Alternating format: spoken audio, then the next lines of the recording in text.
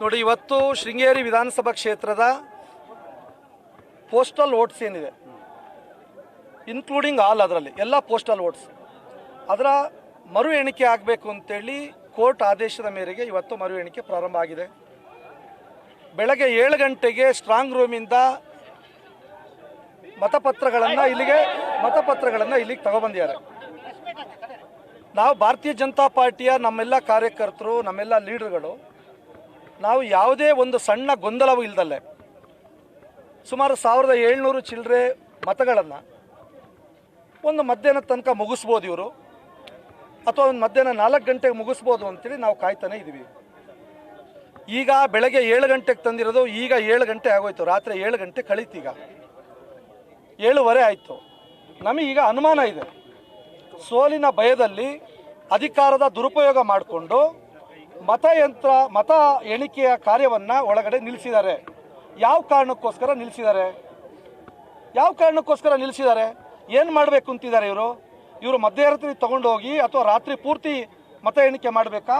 ಈ ದೇಶದ ಇತಿಹಾಸದಲ್ಲಿ ಈ ಥರ ಏನಾದರೆ ಒಂದು 1700 1800 ಓಟನ್ನು ಲೆಕ್ಕ ಮಾಡಲಿಕ್ಕೆ ಏನು ಬೇಕು ಇನ್ನು? ಹಂಗಾದ್ರೆ ಇವರಿಗೆ ಕಳೆದ 1 ವರ್ಷದ ಹಿಂದೆ ವಿಧಾನ ಪರಿಷತ್ತಿನ ಸದಸ್ಯರಾಗಿರ್ತಕ್ಕಂಥ MK ಪ್ರಾಣೇಶ್ವರ ಮರು ಮತ ಎಣಿಕೆ ಇದೇ ಕೇಂದ್ರದಲ್ಲಿ ಆಯಿತು. ನಾನೇ ಏಜೆಂಟ್ ಆಗಿ ಇಲ್ಲಿ ಕೂತಿದ್ದೆ. ಸುಮಾರು 3000 ಮತಪತ್ರಗಳಿರ್ತಕ್ಕಂಥ ಅವತ್ತು ಸಂಜೆ 5 ಗಂಟೆ ಮುಗಿಸಿದ್ದಾರೆ. ಇವತ್ತು 1700 ಚಿಲ್ಲರೆ ಓಟ್ಗಳನ್ನ ಲೆಕ್ಕ ಮಾಡಲಿಕ್ಕೆ ಇವರಿಗೆ 12 ಗಂಟೆ ಅವಧಿ ಆದರೂ ಸಾಕಾಗಲ್ವ? ಇವರಿಗೆ ಏನು ಮಾಡಬೇಕು ಅಂತಿದ್ದಾರೆ? ನಮಗೆ ಅನುಮಾನ ಇದೆ, ಯಾವುದೋ ಒತ್ತಡಕ್ಕೆ ಇಲ್ಲಿ ಈಗ ಅಧಿಕಾರಿಗಳು ಮಣಿತಾ ಇದ್ದಾರೆ ಅಂತೇಳಿ. ಯಾವುದೋ ಒತ್ತಡಕ್ಕೆ ನಮ್ಮ ಒತ್ತಾಯ ಇದೆ. ಏನು ಚುನಾವಣಾ ಅಧಿಕಾರಿಗಳಂತ ಬಂದಿದ್ದಾರೆ, ಯಾರದೇ ಒತ್ತಡಕ್ಕೆ ಮಣಿಯದೆ ಇನ್ನು 1 ಗಂಟೆ ಅಥವಾ 1.5 ಗಂಟೆ ಒಳಗೆ ಇದನ್ನು ಮುಗಿಸ್ಬೇಕು. ಕೋರ್ಟ್ ಆದೇಶ ಇದು, ನಾವು ಹೇಳ್ತಿರೋದಲ್ಲ, ಕೋರ್ಟ್ ಆದೇಶನ ಇವರು ಪಾಲನೆ ಮಾಡಬೇಕು. ಇವರು ಯಾವ ಕಾರಣಕ್ಕೋಸ್ಕರ ಇಲ್ಲಿ ಒಳಗಡೆ ಈಗ ಮತ ಎಣಿಕೆ ನಿಲ್ಲಿಸಿದ್ದಾರೆ? ಇದು ನಮಗೆ ಈಗ ಇಲ್ಲಿ ಏನೋ ಸರ್ಕಾರದ ಒತ್ತಡ ಇಲ್ಲಿ ಕೆಲಸ ಮಾಡ್ತಾ ಇದೆ ಅಂತ ನಮ್ಗೆ ಅನಿಸಿದೆ. ಹಾಗಾಗಿ ನಾವೀಗ ಧರಣಿ ಮಾಡುವಂಥ ಪರಿಸ್ಥಿತಿ ನಮಗೆ ಬಂದಿದೆ. ನಾವು ಶಾಂತವಾಗಿ ಇಲ್ಲಿ ಧರಣಿ ಮಾಡ್ತೀವಿ. ಅವ್ರ ಮತ ಎಣಿಕೆ ಮಾಡಲಿ. ಎಷ್ಟು ಬೇಕು ಇನ್ನು ಅವರಿಗೆ? ಎಷ್ಟು ಸಮಯ ಬೇಕು ಅವರಿಗೆ? ಒಂದ್ಸಲ ಯೋಚನೆ ಮಾಡಿ ಸರ್. ನೀವು 1700 ಮತಗಳನ್ನು ಲೆಕ್ಕ ಮಾಡಲಿಕ್ಕೆ 12 ಗಂಟೆ ಬೇಕಾ? 14 ಗಂಟೆ ಬೇಕಾ? ಇನ್ನೆಷ್ಟು ಬೇಕು ನಿಮಗೆ? ಏನು ಮಾಡಬೇಕು ಅಂತಿದ್ದೀರಿ? ಸೋಲಿನ ಹತಾಶೆಯಲ್ಲಿದ್ದೀರಾ? ಗೆದ್ದಾಯ್ತು ಅಂತೇಳಿ ಪಟಾಕಿ ಹೊಡೆದು ಮೆರವಣಿಗೆ ಮಾಡಿದ್ರಲ್ಲ, ಯಾಕೆ ನಿಮಗೆ ಭಯ ಏನಕ್ಕೆ ನಿಮಗೆ? ಯಾಕೆ ಒಳಗಡೆ ಹೋಗಿ ಮತ ಎಣಿಕೆನ ನಿಲ್ಲಿಸಿದ್ದೀರಿ?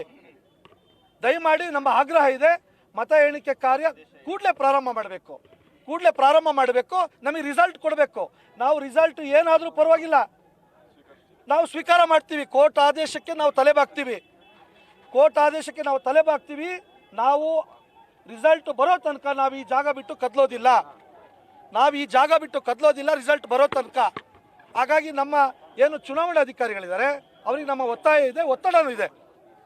ದಯಮಾಡಿ ತಾವು ಆದಷ್ಟು ಬೇಗ ಈ ಕಾರ್ಯವನ್ನು ಕೋರ್ಟ್ ಏನು ಡೈರೆಕ್ಷನ್ ನಿಮಗೆ ಕೊಟ್ಟಿದೆ ಆ ಡೈರೆಕ್ಷನ್ ಮೇರೆಗೆ ನೀವು ಮುಗಿಸಿ ಘೋಷಣೆಯನ್ನು ಮಾಡಬೇಕು ಅಂತೇಳಿ ನಾವು ವಿನಂತಿಯನ್ನು ಮಾಡ್ತೇವೆ. ಮಾಡಿದ್ರಲ್ಲ, ನಾವೇನು ಅಬ್ಜೆಕ್ಷನ್ ಮಾಡಲಿಲ್ಲ. ಪಟಾಕಿ ಹೊಡೆದ್ರು, ವಿಜಯೋತ್ಸವ ಆಚರಣೆ ಮಾಡಿದ್ರು. ಇಲ್ಲಿ ನಮಗೆ ಭರವಸೆ ಇದೆ, ಸಂಪೂರ್ಣ ಮತ ಎಣಿಕೆ ಆಗೋ ತನಕ ನಾವು ಯಾರು ಮಾತಾಡಬಾರ್ದು ಅನ್ನೋ ದೃಷ್ಟಿಯಲ್ಲಿ ನಾವು ಕಾಯ್ತಾ ಇದ್ದೀವಿ. ನಾವಿಲ್ಲಿ ಹತ್ರನೂ ಬರಲಿಲ್ಲ, ದೂರ ಕ್ಯಾಂಟೀನಲ್ಲಿ ಅಲ್ಲಿ ಇಲ್ಲಿ ಕೂತ್ಕೊಂಡಿದ್ವಿ. ನಾವು ಎಲ್ಲಿ ನೆರಳಿದೆ ಅಲ್ಲಿ ಕೂತ್ಕೊಂಡಿದ್ದು, ನಾವು ಶಾಂತಿಯಿಂದ ಕೂತ್ಕೊಂಡಿದ್ದೀವಿ. ನಾವು ದಯಮಾಡಿ, ಹಾಗಾಗಿ ಪಾಸ್ ಇಲ್ದಲ್ಲೇ ರಾಜೇಗೌಡರು ಒಳಗಿದ್ದಾರೆ. ಯಾಕೆ ಅಧಿಕಾರಿಗಳಿಗೆ ಏನು ಒತ್ತಡ ತರ್ತಾ ಇದ್ದಾರೆ ಅವರು? ಹಾಗಾಗಿ ಕೂಡಲೇ ಮತ ಎಣಿಕೆ ಆಗಬೇಕು. ನಾವು ರಿಸಲ್ಟ್ ಬರೋ ತನಕ ಇಲ್ಲೇ ಕೂರ್ತೀವಿ.